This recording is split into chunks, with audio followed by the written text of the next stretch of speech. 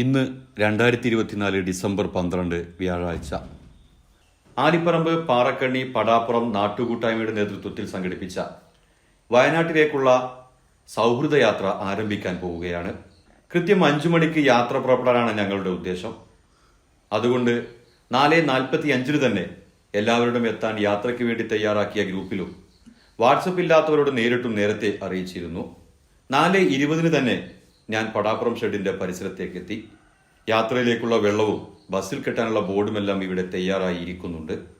ഇതെല്ലാം നോക്കിയിരിക്കെയാണ് പടാപ്പുറം ഷെഡിൽ നിന്നും ഒരാൾ എന്നെ വിളിച്ചത്. പോയി നോക്കിയപ്പോൾ പുല്ലിടി വീരാൻ കാക്കയാണ്. സംഘാടകർ എത്തും മുമ്പ് തന്നെ വീരാൻ കാക്ക എത്തിയിട്ടുണ്ട്. 3:30 എണീറ്റ് നേരത്തെ ഇങ്ങോട്ട് പോകുന്നതാണ്. പിന്നീട് കുറച്ചുനേരം വയനാട്ടിൽ പണിക്ക് പോയതിനെ കുറിച്ചെല്ലാം വീരാൻ കാക്ക വാചാലനായി. ഫോറസ്റ്റിൽ നിന്ന് ഇങ്ങോട്ട് കളച്ച് മറിച്ച് വെട്ടിപ്പൊടിച്ച് ഇങ്ങനെ പോയിട്ട് പോകുന്ന സ്ഥലം ഉണ്ടാക്കുക. കുറേശ്ശെ ഫോറസ്റ്റ് പൊടിച്ചെടുത്താലൊക്കെ ഓല അറിയും.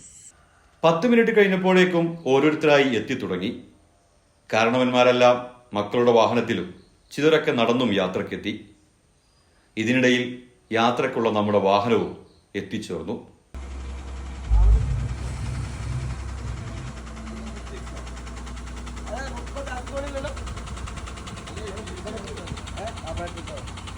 യാത്ര പോകുന്നവരുടെ ലിസ്റ്റ് എടുത്ത് പേരുകൾ വായിച്ച് എല്ലാവരും എത്തിയെന്ന് ഉറപ്പാക്കാൻ തീരുമാനിച്ചു. കാവുണ്ടത്ത് മഹമ്മദ് കാക്ക മാത്രം എത്തിയിട്ടില്ല. എന്നാൽ മൂപ്പര് യാത്രക്കായി താഴേക്ക് നടന്നു പോകുന്നതായി കണ്ടതായി നാസർ പറഞ്ഞു. യാത്ര തുടങ്ങുന്നത് ചെരുവിലെ നിസ്കാര പള്ളിയിൽ നിന്നാണെന്ന് കരുതി അവിടെ പോയതാണ് മൂപ്പര്. വഴിതെറ്റിപ്പോകുന്നത് കണ്ടിട്ടും ശരിയായ കാര്യം അറിയിക്കാതെ നാസർ ഇവിടെയും തന്റെ കുരുട്ടുബുദ്ധി പ്രയോഗിച്ചു. തുടർന്ന് മുസ്തഫ പോയി മയമാക്കയെ എടുത്തു വന്നു. അങ്ങനെ 5 മണിക്കുള്ള യാത്ര 15 മിനിറ്റ് മാത്രം വൈകി ഞങ്ങൾ ആരംഭിച്ചു.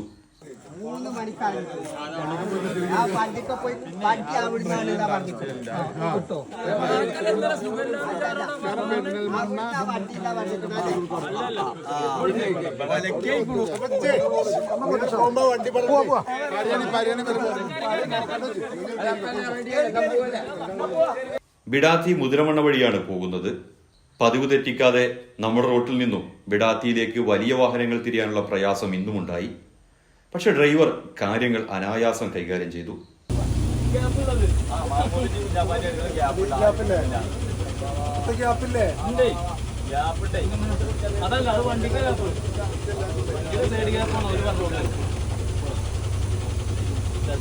സമയം 5:40 ആയതിനാൽ നേരത്തെ സുബഹി നിസ്കാരം തിരൂർക്കാട്ടെ പള്ളിയിലാണ് ആലോചിച്ചിരുന്നെങ്കിലും പ്ലാൻ മാറ്റി ഞങ്ങൾ താഴേക്കോട്ടെ പുതിയ പള്ളിയിലാക്കി. പലപ്പോഴും യാത്രകളിൽ മുൻകൂട്ടിയ പരിപാടികൾ മാറുന്നത് സ്വാഭാവികമാണ്. മനോഹരമായ പള്ളിയുടെ സമീപത്ത് വാഹനം ഞങ്ങൾ നിർത്തി. നമ്മുടെ ഈ യാത്രയിൽ ആരെല്ലാമാണ് എന്ന് നമുക്കൊന്ന് പരിചയപ്പെടാം. നമ്മൾ താഴേക്കോടാണ്. ആളുകളൊന്ന് പരിചയപ്പെടുത്താം. അസറു കുത്തേലൽ എത്തിയുണ്ട്, മമ്മിയുണ്ട്, കമറ്, പിന്നെ നമ്മളെ പാറക്കുളം ഉമ്മറാക്കയാണ്, പിന്നെ കാവുണ്ടത്ത് വാപ്പുട്ടിയാക്ക, പിന്നെ നമ്മളെ തത്തറുണ്ട്, പിന്നെ യൂസഫ് ദാരിമി, ഹംസമാഷ്, തൈക്കോടിൽ ഉസ്സൻ കാക്ക, പുല്ലിടി വീരാൻ കാക്ക. ഇതിൽ മുസ്തഫ 40 വയസ്സായിട്ടില്ലെങ്കിൽ ഇതിൽ കയറി കൂട്ടിയിട്ടുണ്ട്. പിന്നെ നൗഫലുണ്ട്, പിന്നെ ഏനുവാക്ക ഉണ്ട്, ഗഫൂറുണ്ട്. ഒരു വീട്ടിലത്തെ 3 ആൾക്കാരും ഒരേ സീറ്റിൽ തന്നെയാണ് ഇരിക്കുന്നത്. പിന്നെ നമ്മളെ കണ്ടേങ്കാടൻ കുഞ്ഞാണിപ്പുണ്ട്, സൗക്കുണ്ട്, നമ്മളെ കുത്തല്ലന്, പിന്നെ കുഞ്ഞുമാനുണ്ട്, പിന്നെ നമ്മളെ മയമാലിയാക്ക ഉണ്ട്, അതുപോലെ നമ്മളെ കാവുണ്ടത്ത് മയമാലിയാക്ക ഉണ്ട്, ഇത് നമ്മളെ മമ്മിയാക്ക ഉണ്ട്, പിന്നെ നമ്മളെ കണ്ടേങ്കാട് അബുവാക്ക, ഉസ്മാക്കാൻ്റെ നൗഷാദ്, നമ്മളെ കൊടുവള്ളി യൂസുഫാക്ക, പിന്നെ നമ്മളെ റഷീദാക്ക ഉണ്ട്, കണ്ടങ്ങാട് മേരിമുട്ടിയാക്ക, കരിമ്പന്തോടി ഇമ്രാക്ക, പാറക്കുളം കമ്മാക്ക, പിന്നെ ലത്തിയുണ്ട്, അതുപോലെ നമ്മളെ മഹമ്മൂദ് ഉണ്ട്, പിന്നെ കുഞ്ഞാപ്പാക്ക ഉണ്ട്, പിന്നെ കുത്തെല്ലാം യൂസുഫാക്ക ഉണ്ട്, പിന്നെ നമ്മളെ മഞ്ഞളങ്ങൾ കുഞ്ഞാപ്പാക്ക ഉണ്ട്, പാൻ്റൊക്കെ ഉണ്ട്, ഉഷാറായിക്കണം.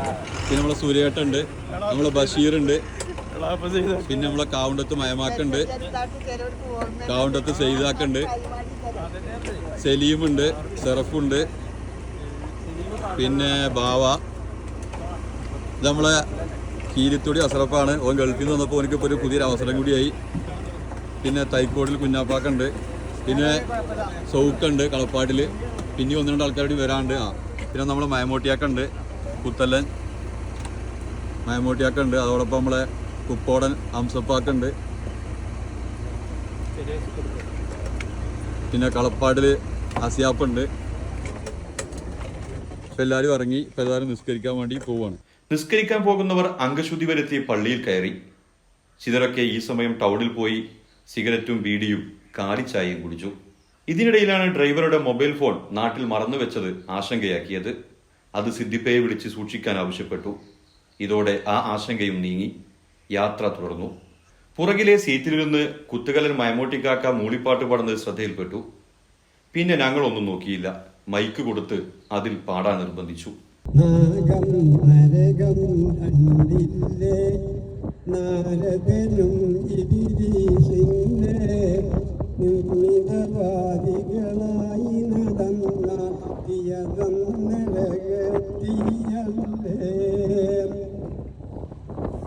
റബ്ബിന് നമ്മിനറിയില്ലേ, നേരിയ ഭാരം കളിയല്ലേ. തുടക്കം തന്നെ ഗംഭീരമായി യാത്ര തുടർന്നു. ഈ സൗഹൃദ യാത്ര കൊണ്ട് ഞങ്ങൾ ഉദ്ദേശിച്ചത് ആദ്യ മണിക്കൂറിൽ തന്നെ ഞങ്ങൾ നേടി. ഞങ്ങൾ സംതൃപ്തരായി. രാവിലെ 6:20 പെരിന്തൽമണ്ണ കോഴിക്കോട് റോഡിൽ ബസ് നിർത്തി. രാവിലെ കഴിക്കാനുള്ള പൊറാട്ടയും ദോശയും വാങ്ങാനായിരുന്നു. നേരത്തെ തന്നെ ഇത് അവിടെ പറഞ്ഞേൽപ്പിച്ചിട്ടുമുണ്ട്. ഈ സമയം ചിലരൊക്കെ പുറത്തിറങ്ങി കയ്യും കാലും നിവർത്തി. അങ്ങാടിപ്പുറം കഴിഞ്ഞതോടെ രാവിലത്തെ കാലിച്ചായ കിട്ടാത്തതിന്റെ ചില അസ്വസ്ഥതകൾ തുടങ്ങി. ഇതെല്ലാം നേരത്തെ കണ്ട ഞങ്ങൾ കട്ടനും ബിസ്ക്കറ്റും തയ്യാറാക്കിയിരുന്നു. മുസ്തഫയും നൌഷാദും ലത്തീഫും തത്വറുമല്ല ഇതെല്ലാം എല്ലാവരിലും എത്തിച്ചു. 7 മണിയോടെ ബസ് മഞ്ചേരി പട്ടണത്തിലെത്തി. രാവിലെ ആയതിനാൽ ടൗണിൽ തിരക്കില്ല. അടുത്ത 1 മണിക്കൂർ കൊണ്ട് ഞങ്ങൾ താമരശ്ശേരി ചുരത്തിന്റെ അടിവാരത്തുമെത്തി. നോളജ് സിറ്റിയാണ് ആദ്യത്തെ സന്ദർശനം. അവിടെ എത്തും മുമ്പ് തന്നെ മൂത്രമൊഴിക്കാനും മറ്റുമായി വാഹനം ഇടക്ക് നിർത്തി. അത്രയും അത്യാവശ്യക്കാർ മാത്രം പുറത്തിറങ്ങി കാര്യം സാധിച്ചു. 8:40 ഞങ്ങൾ നോളജ് സിറ്റിയിലെത്തി. ആദ്യം തന്നെ ഞങ്ങൾ ഭക്ഷണം കഴിക്കാനുള്ള സ്ഥലമാണ് നോക്കിയത്. അതിനായി തയ്യാറാക്കിയ എല്ലാ സൗകര്യമുള്ള ഒരു ഹാൾ ഞങ്ങൾക്ക് സിറ്റി അധികൃതർ കാണിച്ചു തന്നു. എല്ലാവരും കൈകഴുകി നിലത്തിരുന്ന് ഭക്ഷണം കഴിച്ചു. ഒന്നിച്ചിരുന്ന് ഭക്ഷണം കഴിക്കുമ്പോൾ മനുഷ്യരിൽ കൂട്ടായ്മയും സ്നേഹവും വർദ്ധിക്കുമെന്ന് ഒരിക്കൽ കൂടി ഞങ്ങൾ തിരിച്ചറിഞ്ഞു. പൊറോട്ടയും വെള്ളപ്പവും വെജിറ്റേറിയൻ കറിയുമെല്ലാം എല്ലാവരും ഒന്നിച്ചിരുന്ന് അങ്ങനെ കഴിച്ചു. ഇവിടെ എല്ലാ ദിവസവും ഒരു പ്രത്യേക ഔഷധക്കഞ്ഞി വിതരണമുണ്ട്. ചിലരൊക്കെ അതും വാങ്ങി കുടിച്ചു. ഇതിപ്പോൾ നമ്മളിവിടെ വരുന്ന ആൾക്കാർക്ക് ഫ്രീ ആയിട്ട് കൊടുക്കുകയാണ് 11 മണി വരെ. ഇതിൽ എന്തൊക്കെയുള്ളതെന്ന് പറയാൻ പറ്റുമോ നമുക്കങ്ങനെ? ഒരു ആയുർവേദ മരുന്നുകൾ. ഔഷധക്കഞ്ഞിയുടെ വിശദാംശങ്ങൾ ചികഞ്ഞു പോകുന്ന മലയാളി സ്വഭാവം ഞാൻ എടുത്തു. പക്ഷെ അയാൾ നൈസായിട്ട് അതിൽ നിന്നും മാറി. തുടർന്ന് ഒറ്റക്കും ചെറു സംഘവുമായി എല്ലാവരും നോളജ് സിറ്റിയും പരിസരവും നടന്നു കണ്ടു.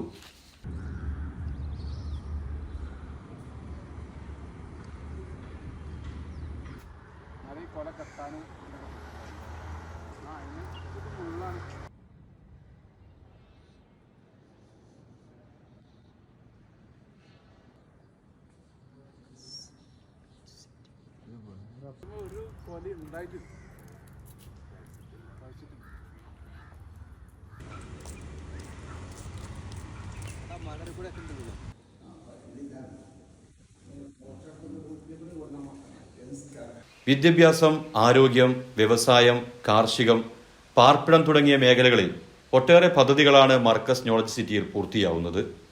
125 ഏക്കറിൽ ആരംഭിച്ച നിർമ്മാണ പ്രവർത്തനങ്ങൾ അവസാന ഘട്ടത്തിലാണ്.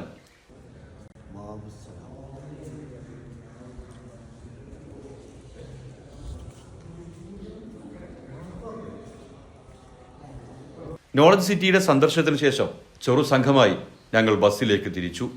ആളുകളെ തിരിച്ചു കയറ്റുന്നതിലും എണ്ണമെടുക്കുന്നതിലും ഹംസ മാസ്റ്റർ ഓടി നടന്നു. സ്കൂളിൽ നിന്നും കുട്ടികളെ കൊണ്ടുപോകുമ്പോൾ അധ്യാപകർക്കുണ്ടാകുന്ന അതേ അസ്വസ്ഥത ഞങ്ങൾ കണ്ടു. എല്ലാവരും തിരിച്ചു കയറുന്നതിനിടയിൽ ചെറിയ ചാറ്റൽ മഴയുമെത്തി. പെട്ടെന്ന് ബസ്സിൽ കയറി നോളജ് സിറ്റിയിൽ നിന്ന് ഞങ്ങൾ യാത്ര തുടർന്നു. ഇനി താമരശ്ശേരി ചുരം കയറുകയാണ്. വളവുകൾ വളരെ ഭംഗിയായി യാതൊരു പ്രയാസവുമില്ലാതെ നമ്മുടെ ഡ്രൈവർ കയറ്റി. 10:30 ചുരം കയറി വയനാട്ടിൽ ഞങ്ങൾ പ്രവേശിച്ചു. ചുരത്തിൽ നിന്നും മാറി ബസ് നിർത്തി. എല്ലാവരും ചുരം കാണാൻ താഴേക്കിറങ്ങി. ചുരത്തിൻ്റെ ആഴവും പരപ്പുമെല്ലാം കണക്കെടുത്തു. കൂട്ടമായുള്ള ഈ നടത്തം കണ്ടതോടെ ഫോട്ടോ എടുക്കാനുള്ള ഗഫൂറിൻ്റെ ആവേശം കൂടി. ഗഫൂർ ശ്രമിച്ചെങ്കിലും അവിടുത്തെ പരിമിതിയും വാഹനത്തിരക്കും കാരണം ഉദ്ദേശിച്ച രീതിയിലൊരു ഫോട്ടോ ഞങ്ങൾക്ക് കിട്ടിയില്ല.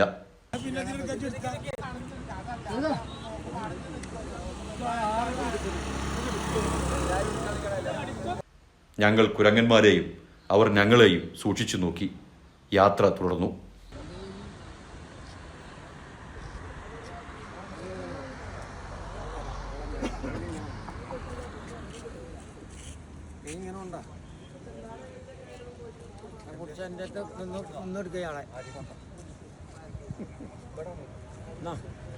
പതിനൊന്ന് 50 ബാണാസുര ഡാമിലെത്തി. ഇന്ത്യയിലെ തന്നെ ഏറ്റവും വലിയ മണ്ണുകൊണ്ടുള്ള അണക്കെട്ടാണ് ബാണാസുര സാഗർ. വയനാടിന്റെ തെക്കു പടിഞ്ഞാറൻ മേഖലയാണിത്. 40 രൂപ ടിക്കറ്റ് എടുത്ത് എല്ലാവരും ഡാമിൽ പ്രവേശിച്ചു. ഡാമിന്റെ മുകളിലേക്ക് അല്പം നടക്കാനുണ്ട്. കാരണവന്മാരെല്ലാം നടക്കാൻ തയ്യാറായിരുന്നു. എന്നാലും ഞങ്ങൾ അവർക്ക് വേണ്ടി അവിടെയുള്ള വാഹനം ഒരാൾക്ക് 25 രൂപ എന്ന രീതിയിൽ പണമടച്ച് അവരെ മുകളിലെത്തിച്ചു. ഡാമും ഡാമിലേക്ക് വെള്ളം വരുന്ന വൃഷ്ടിപ്രദേശവും കർണാടകയിലേക്ക് വെള്ളം കൊണ്ടുപോകുന്ന ഭാഗവും എല്ലാം ഞങ്ങൾ നടന്നു കണ്ടു. തുടർന്ന് ഡാമിന്റെ വലതുഭാഗത്തെ പാർക്കിൽ പോയിരുന്നു. ഇവിടെ എത്തിയപ്പോൾ എല്ലാവർക്കും ഊഞ്ഞാലിൽ ആടാനൊരാഗ്രഹം. എല്ലാവരും മാറി മാറി ഊഞ്ഞാലിൽ കയറി. ഇപ്പോൾ സലീമാണ് ഇവിടെ ആടുന്നത്. സലീം മാത്രമല്ല, ഇവിടെ ഒരു വലിയൊരു ടീം മുഴുവനായിട്ട് ഈ ഊഞ്ഞാലാട്ടത്തിൻ്റെ ഭാഗമായിട്ട് മാറിയിരിക്കുകയാണ്. ഇത് നമ്മുടെ ടൂറിൻ്റെ പ്രധാനപ്പെട്ട കൺവീനറാണ്. ആകെ ടെൻഷൻ വന്നിട്ട് ഇനി ഊഞ്ഞാലാടിയിട്ട് സാമ്പത്തിക പ്രശ്നം പരിഹരിക്കാനാണ്. അതിൻ്റെ സൈഡിൽ ഗഫൂർ ഉന്തി കൊടുക്കുന്നുണ്ട്, കുഞ്ഞുമാങ്ങാക്കുണ്ട്. ഇപ്പോൾ ബാക്കിയുള്ളവരൊക്കെ ഇവിടെ നിൽക്കുന്നുണ്ട്. ഇവിടെ എല്ലാ ഊഞ്ഞാലും ഇപ്പോൾ ആളയക്കുകയാണ്. തൊട്ടപ്പുറത്ത് അസറു അതിനേക്കാൾ ഉയരത്തിൽ ഊഞ്ഞാലാടുന്നുണ്ട്. അങ്ങനെ ഊഞ്ഞാലാടുന്നുണ്ട് ഒരു ഭാഗത്ത്. പിന്നെ താഴത്ത് നമ്മളെ സൂര്യേട്ടൻ കുറേ സമയമായിട്ട് ഈ ഊഞ്ഞാലിലുണ്ട്. സൂര്യേട്ടനുണ്ട് ഇവിടെ. അതുപോലെ ഇവിടെ ചെറിയൊരു പേടി ഉണ്ടാവുകൊണ്ട് മെല്ലെ ഊഞ്ഞാലാടിനെ പോലെ കാട്ടിക്കൂട്ടുന്നുണ്ട് ഒരു ടീം. ഇവിടുത്തെ കാട്ടിക്കൂട്ടിനുള്ളൂ, അവർക്ക് ധൈര്യമല്ല.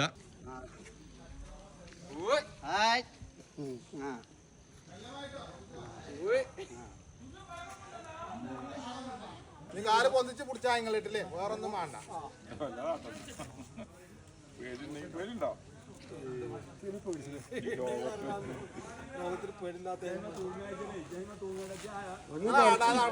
കുറച്ചും കൂടി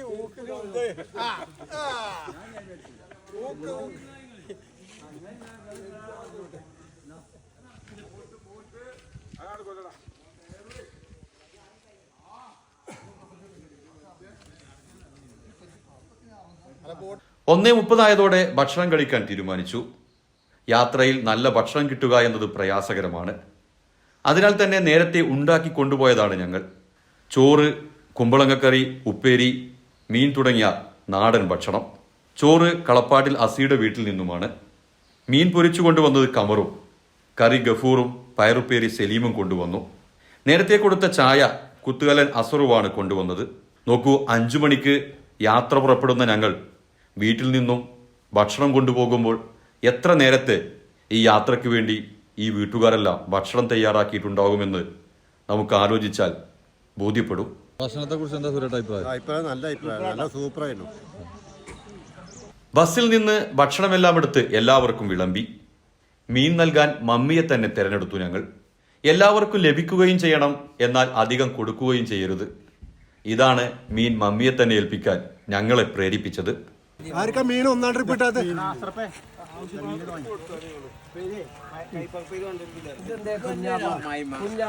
കുഞ്ഞാപ്പ മാത്രം അങ്ങനെ വന്ന്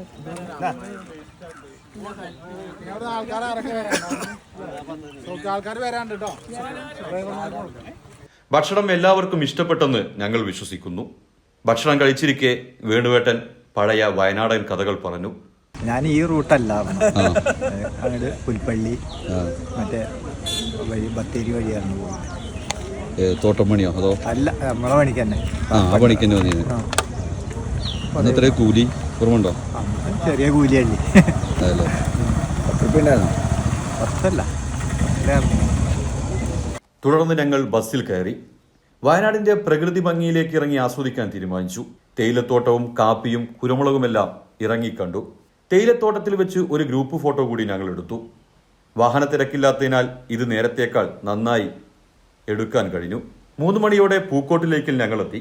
യാത്രയുടെ ഓർമ്മയ്ക്കായി എല്ലാവരും കൂടിയുള്ള ചിത്രം ഇവിടെ വെച്ചാണ് എടുത്തത്.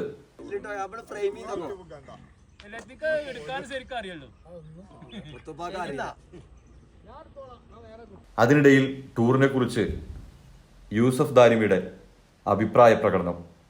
ഇന്ന് രാവിലെ ഞങ്ങളെ നാട്ടുകാരായ എല്ലാവരും കൂടി ഒരു സൗഹൃദ യാത്ര പുറപ്പെട്ടിരിക്കുകയാണ് വയനാട്ടിലേക്ക്. യാത്രയിലുപരി ഞങ്ങളുടെ ഇടയിലൊരു സൗഹാർദ്ദം ഉണ്ടാക്കുക എന്നാണ് ഇപ്പോൾ ഈ യാത്ര കൊണ്ട് ഉദ്ദേശിക്കുന്നത്. കാഴ്ചകളൊക്കെ കാണുന്നതിൽ ഉപരി ഞങ്ങൾക്ക് ഈ യാത്രയിൽ വലിയൊരു ബന്ധം കൂട്ടി സ്ഥാപിക്കാൻ കഴിഞ്ഞിട്ടുണ്ട്. അല്ലാഹു തആല എന്നും ഈ ബന്ധം ഊട്ടിയുറപ്പിക്കുമാറാവട്ടെ എന്ന് നമ്മൾ പ്രാർത്ഥിക്കുകയാണ്. ഇത് നല്ലൊരു അനുഭവമാണ്. ഇനിയും ഇതുപോലത്തെ അനുഭവങ്ങൾ ഉണ്ടാകട്ടെ എന്ന് പ്രാർത്ഥിച്ചുകൊണ്ട് നിർത്തും. പൂക്കോട്ട് തടാകം അതിമനോഹരമാണ്. തടാകത്തിന് ചുറ്റും ഇടതൂർന്ന വനങ്ങളും മലകളുമാണ്. സമുദ്രനിരപ്പിൽ നിന്നും 2100 അടി ഉയരത്തിലായാണ് തടാകത്തിന്റെ സ്ഥാനം. ചുറ്റും നടക്കുവാനായി നടപ്പാത തയ്യാറാക്കിയിട്ടുള്ള തടാകത്തിൽ പെഡൽ ബോട്ടുകൾ സവാരിക്കായുണ്ട്. തടാകത്തിൽ നിന്ന് ചായയും കടിയും കഴിച്ച് 4 മണി ചായ എല്ലാവർക്കും ഉറപ്പിച്ചു. തുടർന്ന് ചിലരൊക്കെ ബോട്ടിംഗ് നടത്തി.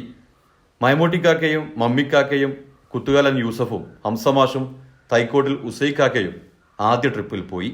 വൈകുന്നേരമായതോടെ വീട്ടിലേക്ക് മക്കൾക്കും പേരക്കുട്ടികൾക്കും വേണ്ടി ഷോപ്പിംഗ് നടത്താൻ ചിലരൊക്കെ കടയിൽ കയറി. ചായപ്പൊടിയായിരുന്നു മിക്കവരുടെയും പ്രധാന പർച്ചേസിംഗ്. ഏറ്റവും ഞങ്ങൾക്ക് സന്തോഷം നൽകിയത് പ്രായത്തെ വെല്ലുവിളിച്ച് വളരെ സജീവമായി എല്ലാ കുന്നും കാടും യാതൊരു ക്ഷീണവുമില്ലാതെ ബോട്ട് യാത്രക്കും എന്തിനും തയ്യാറായി വന്നിട്ടുള്ള മൈമൂട്ടിയാക്കിയാണ്. നമ്മുടെ ഇപ്പോൾ എത്ര വയസ്സായി? 87 ഇപ്പോൾ ഡിസംബർ ഈ മാസം കഴിഞ്ഞാൽ 88 കാരണവന്മാരും യുവാക്കളെയൊക്കെ കൂട്ടി വയനാട്ടിലേക്ക് ഒരു സൗഹൃദമായിട്ടൊരു യാത്രയാണ്. നമ്മൾ സ്നേഹബന്ധമൊക്കെ അന്യം നിന്ന് പോകുന്ന ഈ കാലഘട്ടത്തിൽ എല്ലാവരെയും ഒത്ത് ചേർത്ത് പിടിച്ചുകൊണ്ടൊരു യാത്രയിൽ നമ്മൾ ഉദ്ദേശിച്ചത്. അത് ഭംഗിയായി തന്നെ 10-50ഓളം പേരുകൾ കൂട്ടി നമുക്ക് വയനാട് ബാനാസുര ഡാം, പൂക്കോട് ലേക്ക് പോലത്തെ സ്ഥലങ്ങളിൽ സന്ദർശിക്കാനും അവർക്ക് നല്ലൊരു വൈബ് സന്തോഷിപ്പിക്കാനും സാധിച്ചു. പർച്ചേസിങ്ങിനു ശേഷം ഞങ്ങൾ ചുരമിറങ്ങി. 6:30 ഞങ്ങൾ ചുരമിറങ്ങി താഴ്വാരത്തെത്തിയപ്പോൾ 8 മണിക്ക് പുത്തലത്തെ ഒരു ഹോട്ടലിൽ കയറി. നല്ല ഭക്ഷണമായിരുന്നു. കൂട്ടമായി മുകളത്തെ നിലയിൽ ഞങ്ങൾ ഇരുന്നു. നെയ്ച്ചോർ, മന്തി റൈസ്, പൊറോട്ട, ചപ്പാത്തി, ചിക്കൻ പൊരിച്ചത്, അൽഫാം, ബീഫ്, മീൻകറി തുടങ്ങി എല്ലാമുള്ള വിഭവസമൃദ്ധമായ ഭക്ഷണം. സൽക്കാരത്തിന് ബന്ധുവീട്ടിലെത്തിയ പ്രതീതിയിലായിരുന്നു ചിലരൊക്കെ. അങ്ങനെ ഇഷ്ടമുള്ളത് യാതൊരു നിയന്ത്രണവുമില്ലാതെ വയറു നിറയെ കഴിച്ചു. 9 മണിക്ക് ഭക്ഷണത്തിന് ശേഷം എല്ലാവരും ബസ്സിൽ കയറി. ഇനിയാണല്ലോ എല്ലാ യാത്രയിലുമുള്ളതുപോലെ അഭിപ്രായം പറയലും കലാപരിപാടികളും. കലാപരിപാടികളിൽ പാറക്കുളവൻ ബാവയുടെ പ്രകടനം പറയാതിരിക്കാൻ കഴിയില്ല. എത്ര മനോഹരമായിട്ടാണ് പാട്ടുപാടിയത്. സാഗരം തേടുന്ന നദികളെ പോലെ അമ്മയെ തിരയുന്ന പൈതങ്ങളെ പോലെ, സാഗരം തേടുന്ന നദികളെ പോലെ അമ്മയെ തിരയുന്ന പൈതങ്ങളെ പോലെ പലതോടി മാനവ ഗുണങ്ങൾ തേടുന്നു. ഒരു സ്വപ്ന ബിന്ദുവായി മറയുന്നു സത്യം. മനുഷ്യന്റെ കൈകൾ വിലങ്ങിട്ടു നിർത്തും വികാരങ്ങൾ മൂടും സ്വരങ്ങൾക്കുമീതെ എന്നാത്മബോധം തേടുന്നു വീണ്ടും ഗുരുവൈഭവത്തിന്റെ അദ്വൈതവേദം. കനിമയുടെ ദേവകഥ വിടരും ഒരു സ്നേഹലയ സംഗമം. ലത്തീഫും നന്നായി പാടി. മലക്കൊടിയേ ഞാനെന്നും പുഴയരികിൽ പോയെന്നും വളർന്നു വരും മഞ്ഞുള്ളൊരു പെണ്ണിനെ കണ്ട് അവളുടെ സുന്ദരമാം കൺകോണിൽ സുവർഗവും കണ്ടേ. യൂസുഫ് കുത്തുകാലനും മാപ്പിളപ്പാട്ടുമായി ഞങ്ങളുടെ കൂടെ നിന്നു.